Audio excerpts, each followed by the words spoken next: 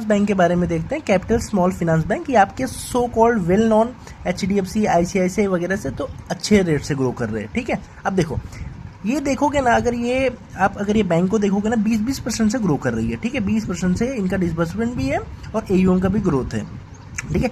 बहुत छोटा AUM base है, बहुत ज़्यादा छोटा AUM बेस है, इसी की वजह से 20% से ग्रो कर पा रही है, ठीक है। अगर आप इनका गाइडेंस भी देखोगे ना तो ये क्या बोलते हैं कि भाई 8,000 करोड़ से हम 2 गुना कर लेंगे, 16,000 करोड़ तक कर लेंगे, यानी 20-22-25% के कैगर से ग्रो करेंगे, ठीक है।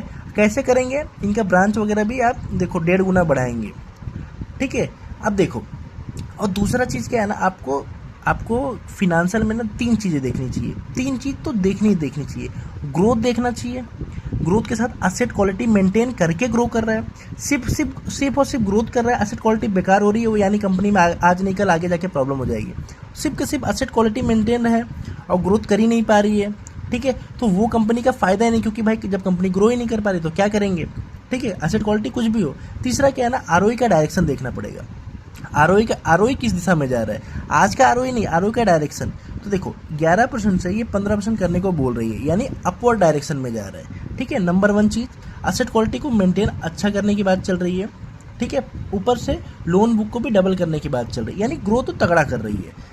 देखो इनका अगर आप कॉल भी पढ़ोगे ना तो कॉल में भी बोलते हैं 22% से ग्रो कर लेंगे, 16,000 करोड़ का एडवांस बुक लेके जाएंगे। और दूसरी क्या है ना, ये कंपनी 98 to 99% सिक्योर्ड एसेट में डील करती है, मतलब सिक्योर लोन तो देती है लेकिन अगेंस्ट सिक्योरिटी देती है। तो ये कोई भी इनका ज़्यादा अनसिक्योर्ड और वो कहते हैं ना वो महिला को लोन नहीं देती, जो एकदम स्मॉल फाइनेंस वो है ना, अपने छोटे एकदम लोन नहीं देती, तो सबके सामने सिक्योरिटी लेके चलती है। तो इसकी वजह से ही आप देखोगे इनका GNPA और NNPA अच्छा रहता है, ठीक है।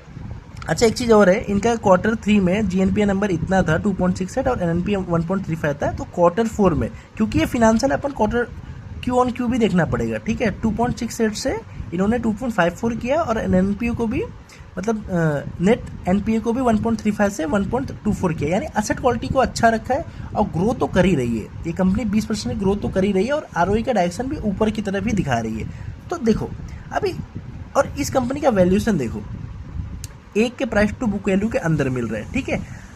अब अच्छी डील है, उतनी बुरी डील नहीं है, लेकिन दूसरा क्या है, मार्केट इसको कम वैल्यूएशन क्यों दे रहा है, क्योंकि ना अगर आप देखोगे ना मोर ऑफ द ना पंजाब वाली ही बैंक है, मतलब इनका मेन फोकस ना पंजाब में ही रहता है, ठीक है। इसके वजह से ये ना पैन इंडिया बनने का वो कहते हैं ना ज़्यादा कोशिश नहीं कर रही है, ऐसा मार्केट को लग रहा है, ठीक है। इसके वजह से इसको कम वैल्यूएशन मिल रहा है। लेकिन हाँ, हैविंग सेड दैट कि अगर 20% का अगर ग्रो कर रही है, आज नहीं कल तो इसको दूसरे स्टेट थोड़ा जाना चालू कर दिए, लेकिन आज नहीं कल दूसरे स्टेट में भी जाएगी, तो हो सकेगा मार्केट इसको अच्छा वैल्यूएशन देगी।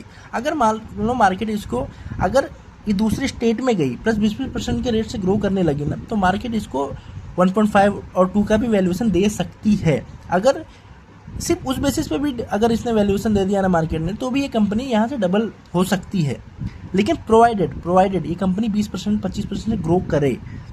अगर नहीं करेगी तो भाई 10% से ग्रो करेगी, 5% से ग्रो करेगी, तो समझो ये एक के प्राइस टू बुक वैल्यू है, कभी ऊपर ये कंपनी जाएगी भी नहीं, ऐसे आप देख सकते हैं।